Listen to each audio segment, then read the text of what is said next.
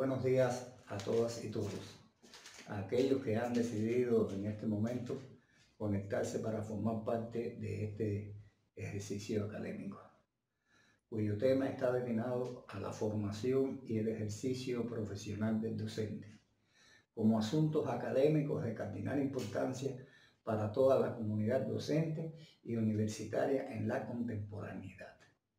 La experiencia personal de más de 3 décadas en la docencia, esencialmente en instituciones de formación profesional pedagógica dedicadas a la preparación y formación de maestros y profesores, avala cierto permiso para las consideraciones que expondré a solicitud de las organizaciones de este quinto coloquio, a los que agradezco por la invitación y por supuesto al auditorio que ha tenido a bien conectarse para participar en esta actividad. Los cambios socioeconómicos, científicos, pedagógicos y culturales producidos en las últimas décadas imprimen un sello peculiar a las visiones científicas sobre las dimensiones de la formación profesional pedagógica y el desempeño profesional del docente. Ello conduce inexorablemente a novedosas revelaciones sobre la dimensión, la docencia universitaria, su investigación y evaluación.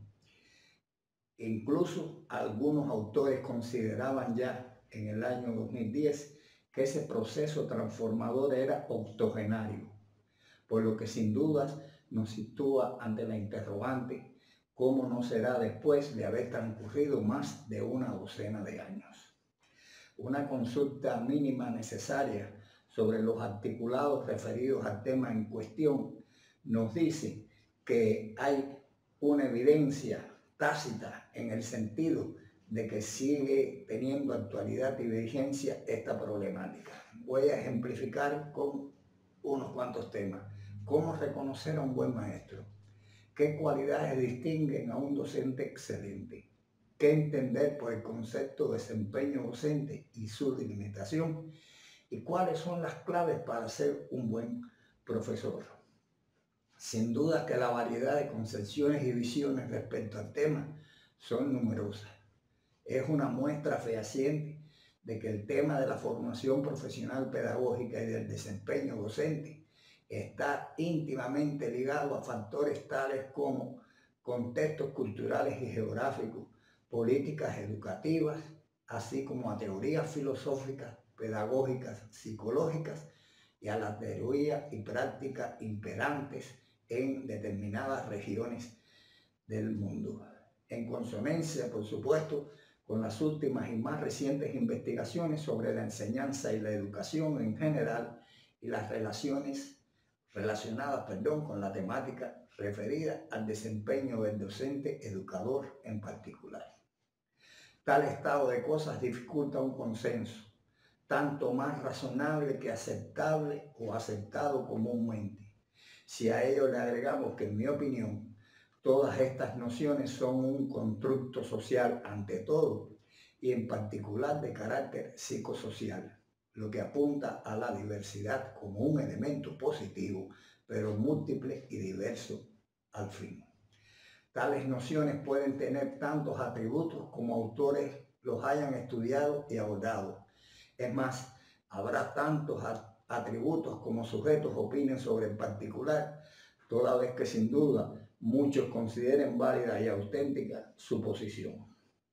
El orden de la siguiente exposición estará estrechamente vinculado con el tema que nos ocupa en esta intervención. Partimos de considerar los conceptos esenciales de premisa como la idea que se da como subjetivamente cierta y que sirve de base al razonamiento y la discusión, y el de toda clave como punto de vista que permite aclarar una posición teórica o práctica y vivencial y resolver o proponer la solución de aspectos coincidentes o divergentes. En tanto, la premisa es condición indispensable y la otra, la clave, es una propuesta resolutiva. Luego entonces, los presupuestos temáticos serán desarrollados concatenadamente desde la formación profesional pedagógica y desde el ejercicio profesional del docente.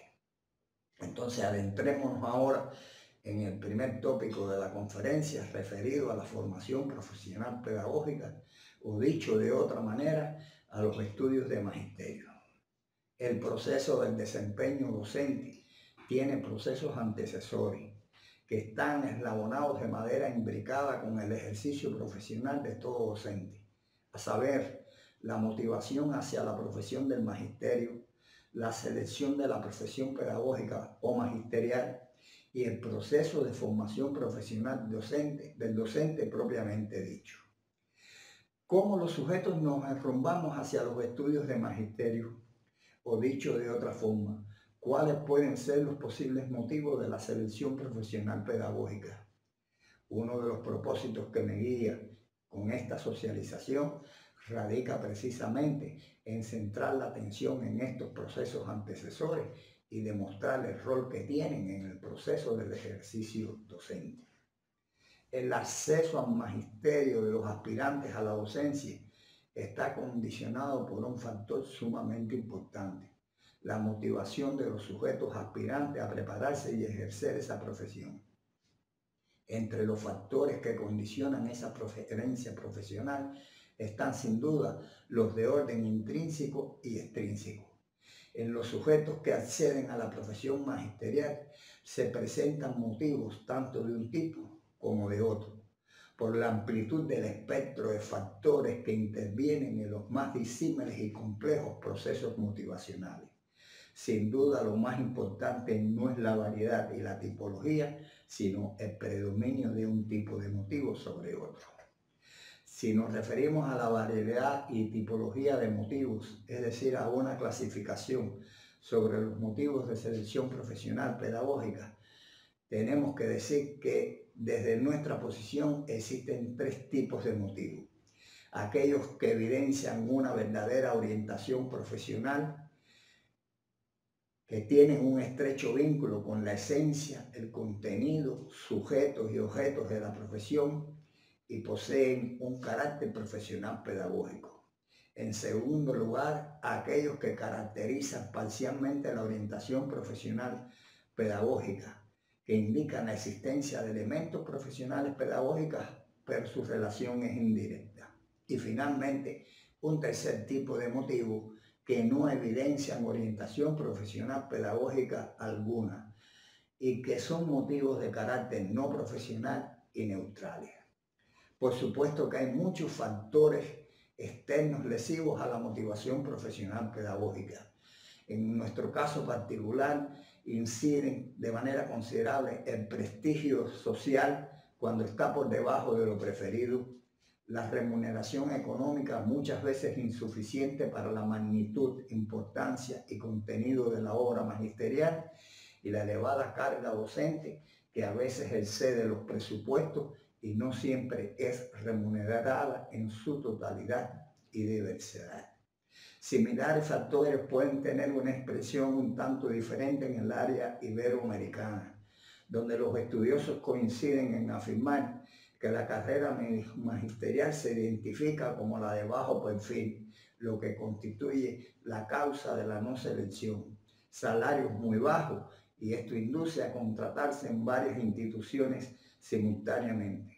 Los maestros y profesores no reciben los necesarios incentivos y no tienen acceso a una superación profesional coherente con sus necesidades y perspectivas de mejora en el desempeño profesional. Las posibles consecuencias van a ser el no completamiento de cifras necesarias de aspirantes al magisterio y el éxodo estudiantil de instituciones formadoras magisteriales y de aquellos que ya están graduados del ejercicio profesional de los docentes en activo. Se impone el diagnóstico de los aspirantes a ingresar a los estudios de magisterio en los siguientes términos que también consideramos premisas y claves. Hay que detectar el comportamiento real de los tipos de motivos en los sujetos aspirantes a la profesión de magisterio, si aspiramos a iniciar, contribuir y perfeccionar el proceso de formación profesional de los estudiantes de magisterio. Un importante sustento psicológico tiene esta posición que acabo de señalar. Es el principio que preconiza el enfoque formativo de la psicología histórico-cultural, lo que presupone evitar una posición conformista con la existencia de una vocación pedagógica en los aspirantes al magisterio, como llamado inspiración interior hacia la profesión, de manera preestablecida y remotamente en el tiempo. Ese importante sustento psicológico se fundamenta en la premisa y en la clave de que la personalidad surge, se desarrolla, se forma y finalmente se configura en los procesos de la actividad y la comunicación. Las investigaciones realizadas sobre la motivación profesional pedagógica han permitido determinar la importancia y significatividad de la categoría que hemos denominado interés profesional pedagógico, entendido por una parte, como el conjunto de relaciones del futuro docente con los objetos y sujetos de la actividad profesional pedagógica, y por otra, como la actitud emocional positiva hacia ellos y hacia la propia actividad. Ha sido demostrada su cardinal importancia. El sujeto portador del interés profesional pedagógico experimenta necesidad en la actividad pedagógica, en su estudio y en su asimilación práctica. Además, sus motivos activos y reales están relacionados con los sujetos de esa propia actividad pedagógica. ¿Cuáles serían entonces los indicadores fundamentales que nos permiten distinguir la existencia del interés profesional pedagógico? Entre esos tres indicadores fundamentales preferimos mencionar primero la actitud consciente del estudiante hacia el objeto de su interés y hacia el objetivo trazado, que se forma sobre la base de la comprensión por los estudiantes no solo de la significación, sino de la esencia de la profesión pedagógica. Este indicador ocurre en el proceso de asimilación del sistema de conocimientos profesionales psicopedagógicos. El segundo indicador sería una actitud emocional positiva estable hacia los objetos, sujetos y hacia la propia actividad pedagógica. Y por último, la actividad volitiva que caracteriza el elemento activo del interés profesional pedagógico. Este tercer indicador también tiene una manifestación en la actividad práctica de los estudiantes, como en el proceso de adquisición de conocimientos, hábitos y habilidades, y en el vencimiento de las dificultades surgidas durante la formación profesional. Innumerables investigaciones, entre ellas la tesis de doctorado y posteriores empeños investigativos de este conferencista, demuestran que existe una relación directamente proporcional entre el surgimiento de una actitud positiva hacia la profesión y el nivel de satisfacción por la misma, y que el nivel de satisfacción condiciona en gran medida los resultados de un buen ejercicio profesional de los docentes. Ese interés profesional pedagógico en su dinámica de desarrollo atraviesa a nuestro juicio por dos etapas fundamentales. La primera, caracterizada por el cambio de actitud del estudiante hacia la profesión desde la indiferencia o la negación, dígase desinterés, hacia el estadio de interés situacional relacionado preferentemente con la actitud positiva hacia una asignatura o una especialidad en particular. Y una segunda etapa signada por el tránsito del interés inestable, no profesional, hacia un interés caracterizado por una actitud emocional positiva del estudiante hacia la futura profesión pedagógica. Por supuesto, con sus tres componentes constitutivos: el componente cognitivo, el componente afectivo y el componente volitivo o conativo. Resalta entonces el papel e influencia de los diferentes agentes y agencias educativas en el surgimiento y desarrollo del interés profesional pedagógico en los estudiantes de magisterio. La escuela y el maestro, como institución una y figura el otro, tienen una cardinal importancia. la escuela profesional pedagógica en la labor formativa del futuro docente, con mejores condiciones y oportunidades para diseñar recursos educativos, tales como sistemas de actividades, estrategias o alternativas de intervención en la orientación profesional pedagógica, cuyo fin y propósitos sean la identidad profesional pedagógica y el interés profesional pedagógico. El camino hacia el magisterio y la docencia pueden ejercer en ese camino una insospechable influencia las premisas naturales del desarrollo de la personalidad, en tanto impregnan una huella en el sujeto. Mas los senderos pueden quedar truncos si no aparecen las rutas adecuadas, potenciadoras del desarrollo subjetivo y de ese interés profesional pedagógico. Por eso, antes, durante y después de la formación profesional pedagógica, una tarea de primordial importancia e ineludible es la de la orientación y la formación profesional de los docentes. En el caso particular, y me permito develar mis circunstancias personales, llegué a la docencia por una influencia familiar, lo que consideré siempre una motivación extrínseca al contenido y el objeto de la profesión. Esa influencia familiar me llevó a la docencia y se convirtió en condición para un interior proceso de construcción personalizado de la subjetividad profesional de maestro, alimentada con creces por la existencia vivenciada y asimilada en centros de formación de maestros y profesores, y un proceso de perfeccionamiento personal y profesional mediante la asimilación de un sistema de conocimientos, hábitos, habilidades, en primera instancia de habilidades pedagógicas, comunicativas y didácticas, probablemente como el único suelo fértil donde germina y florece la individualidad de cada docente. El primer promotor y mejor preparado para estimular el ingreso de aspirantes a las instituciones formadoras de maestros son los propios docentes y el ejemplo de su ejecutoria profesional. Resulta imposible ignorar un eje transitivo que he denominado carácter transitivo de la orientación profesional pedagógica, concebido desde la formación profesional y que reza así: de los profesores a los estudiantes del magisterio, futuros maestros; de ellos a los futuros aspirantes al magisterio y por consiguiente futuros docentes. La ruptura de esa transitividad es un reconocido y reiterado factor causante de insuficiencia en la labor de orientación profesional hacia el magisterio.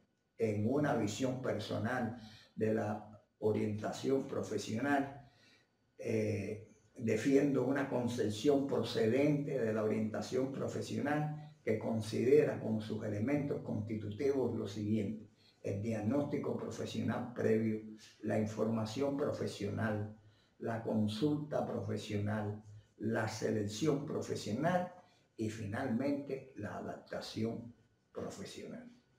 La orientación profesional pedagógica, en mi modesta opinión, como tipo de orientación profesional específico, lo entiendo como el proceso mediante el cual se ejerce un sistema de influencias con carácter planificado, organizado y continuo que reciben los sujetos que muestran inclinación o no hacia el magisterio, con el objetivo de familiarizarlos, introducirlos e identificarlos con el mundo profesional pedagógico, de manera que propicien el surgimiento y desarrollo de una actitud emocional positiva hacia la actividad pedagógica. Ahora, algunas ideas esenciales sobre el segundo tópico de la temática que nos ocupa, la formación profesional pedagógica.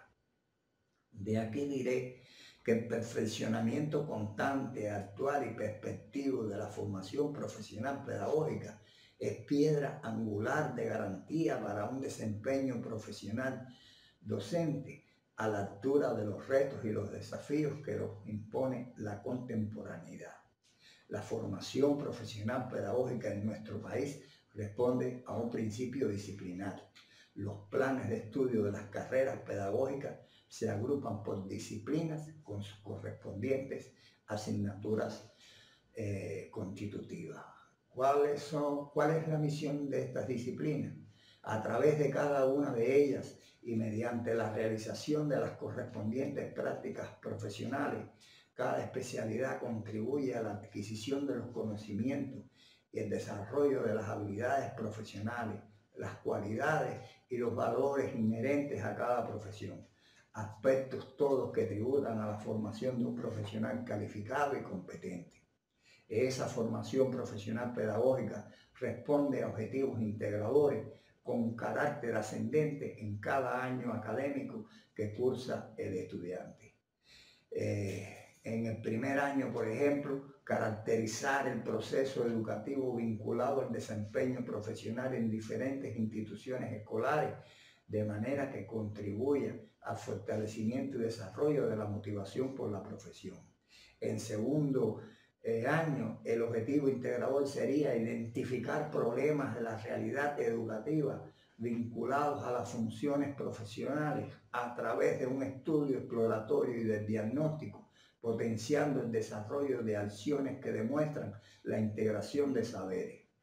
En el caso de los años superiores, tercer año, por ejemplo, el objetivo sería modelar actividades de orientación, asesoría y dirección del proceso pedagógico a partir de la caracterización de la realidad educativa, y ya en cuarto año dirigir acciones de asesoría, orientación educativa y dirección del proceso pedagógico desde la investigación científica en los diferentes contextos de actuación en su desarrollo laboral. He ejemplificado la experiencia particular de la carrera Pedagogía y Psicología, que en nuestra universidad está encargada de la misión de formar psicopedagogos para los diferentes niveles de enseñanza, con los siguientes objetivos o con los objetivos por años académicos que ya hemos visto. Los objetivos integradores que he expresado por cada uno de los años académicos de esta carrera nos dan fe de que las carreras universitarias, incluyendo las pedagógicas en nuestro país, tienen una duración de 4 años. Como se aprecia, se produce un tránsito gradual de propósitos. En suma, en su formación profesional, el estudiante resuelve, aprende, se entrena en la solución de problemas profesionales mediante la caracterización del proceso educativo, la identificación de problemas de la realidad educativa a través de estudios exploratorios y el diagnóstico, modela actividades y acciones de orientación, asesoría y las dirige con el apoyo de la investigación científica. La práctica laboral investigativa, en nuestro caso, se refiere a las de familiarización, a una práctica concentrada, y a la práctica docente se subordinan a los objetivos de cada uno de los años académicos. El logro de los procesos formativos requiere de la observancia de exigencias y requisitos para una buena formación profesional pedagógica. Entre las que yo siempre prefiero destacar, en primera instancia, las referidas al desarrollo de habilidades y cualidades profesionales. A continuación, una relación que no pretende ser ni definitiva ni generalmente aceptada por aquellos que se dedican a la teoría y práctica sobre este particular, pero sí que a mi juicio tienen un carácter de premisa y clave a tener en cuenta en la formación profesional pedagógica. Entre las exigencias y requisitos que en este sentido yo defiendo están el óptimo desarrollo de las habilidades académicas, y destaco sin academicismo, que son dos cosas muy diferentes. No se puede aspirar a ser un buen docente sin una sólida preparación académica general y especializada. En este sentido, atrae lo suficiente la frase que se ha utilizado en similares ocasiones, en el sentido de que se puede ser un buen docente solo después de saber algo bien sabido y saber contarlo bien contado. La existencia de cualidades personales y el dominio de recursos personológicos que predisponen positivamente y hacen acto al docente para el trabajo con otros sujetos y el correspondiente mecanismo de autorregulación. El dominio de habilidades didácticas que favorecen el proceso de instrucción-educación, habilidad que lo distingue como un buen comunicador. El arma esencial del docente, del educador, es la palabra, y esta constituye la envoltura material de su pensamiento pedagógico.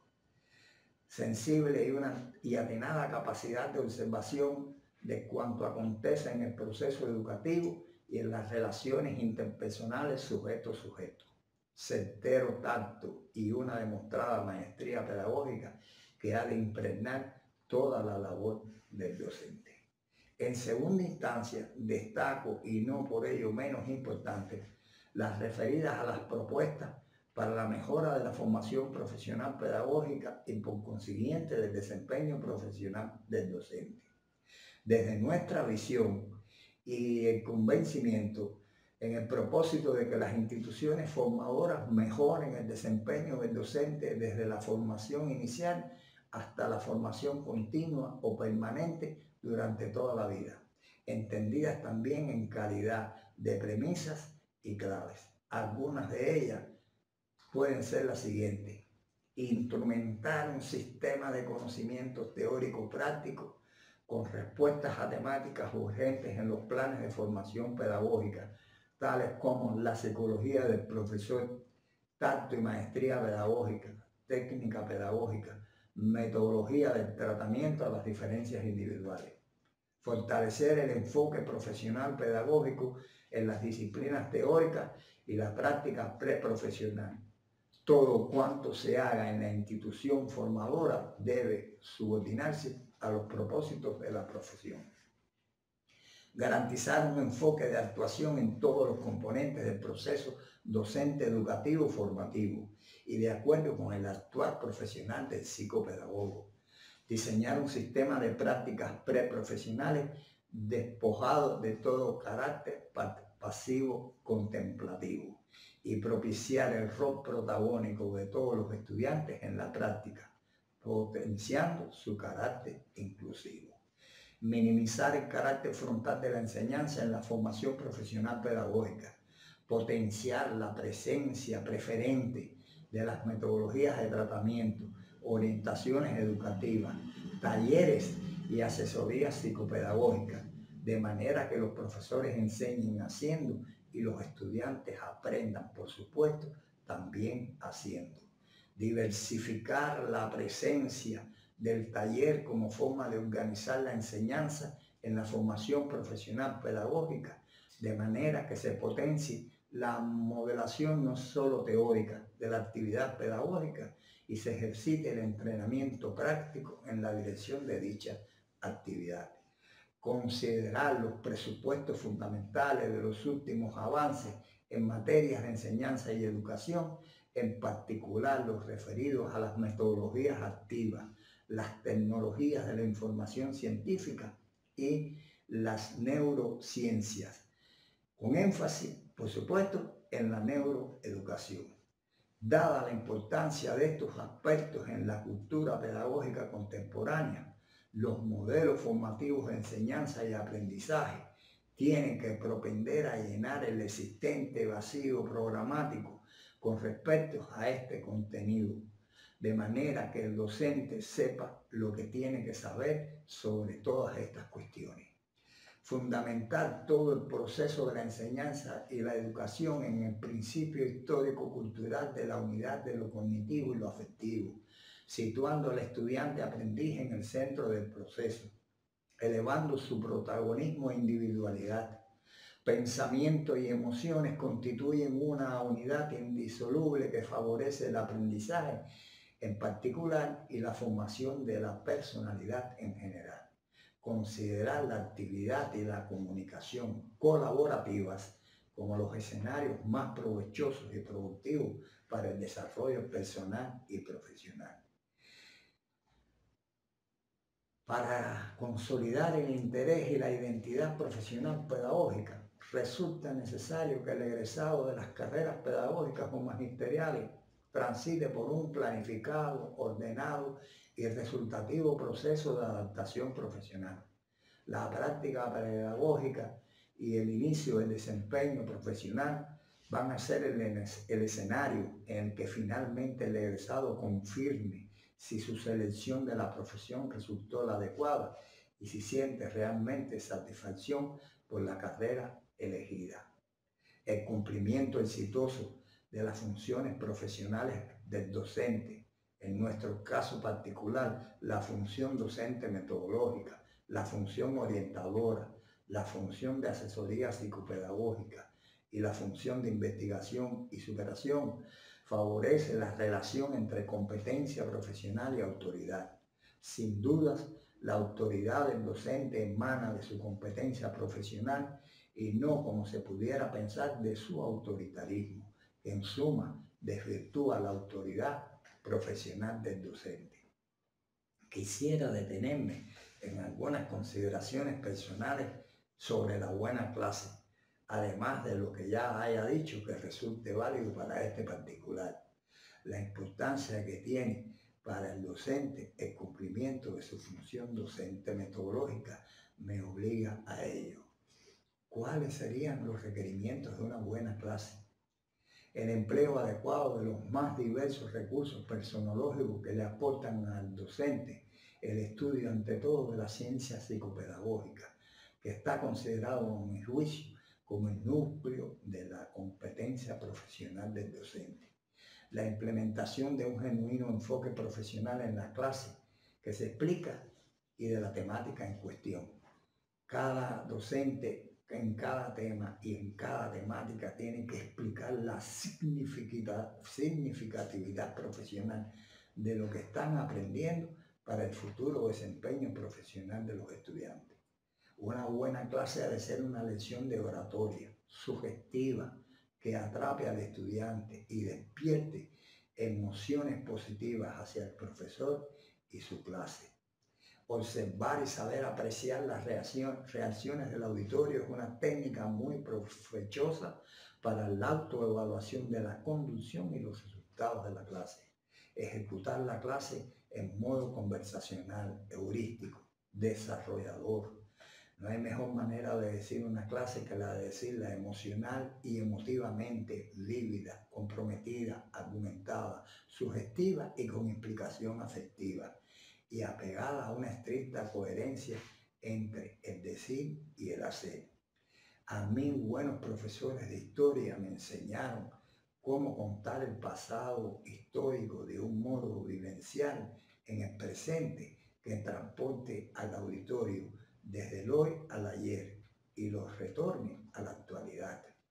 Una buena técnica de la clase permite que ésta sea modelada y modulada, con altibajos, regresos y progresos en la comunicación preferentemente dialógica e interrogativa, despojada de monotonía y del discurso plano omnipotente del docente.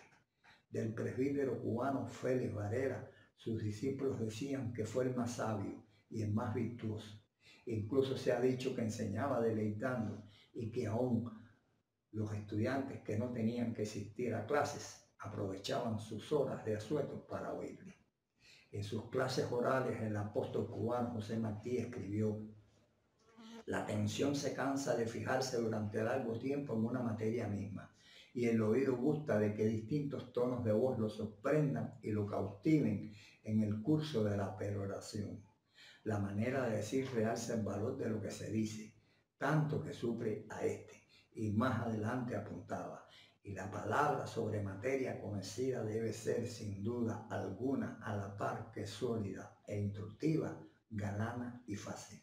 Y así se abriría campo a la elocuencia y al estímulo, y así se identificaría más el que explica con lo que oye. Una buena clase debe ser concebida, montada y ejecutada a partir de una buena técnica, que ha de ir armonizada y aparejada a la maestría del docente.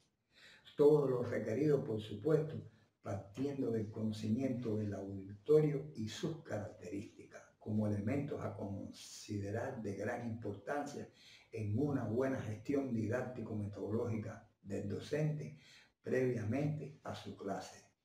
Un pedagogo paradigmático para mí reconoció haber adquirido el arte de la maestría solo cuando aprendió a decir ven acá a sus educandos con 15 o 20 inflexiones de voz y cuando aprendió a dar 20 formas diferentes a su expresión facial, corporal y vocal.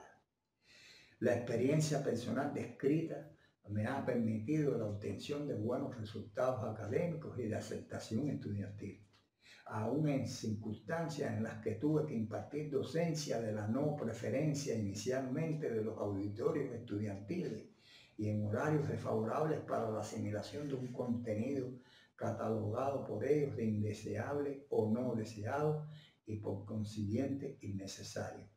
Incluso en momentos en que la curva de rendimiento se comportaba de media abajo. Finalmente, no deseo concluir sin referirme a dos aforismos personales que tienen también a mi juicio carácter de premisa y clave de crucial significación para el tema que nos ocupa. Lo que no se intenciona no se logra. Para ser un buen docente no basta ser docente, hay que querer ser un buen docente. Muchas gracias. A continuación, en calidad de sugerencia, algunos trabajos de lectura recomendadas para la consulta y ampliación sobre las temáticas abordadas. Sobre el enfoque de actuación profesional en la formación profesional del psicopedagogo, las claves para el perfeccionamiento de la labor de orientación profesional pedagógica, la orientación profesional y magisterio en calidad de una monografía, quiero seguir siendo docente, una entrevista realizada por el director de la revista Atenas a este conferencista y un capítulo en un texto publicado en Barcelona recientemente sobre competencias o habilidades profesionales, ser competente o ser competitivos. Muchas gracias.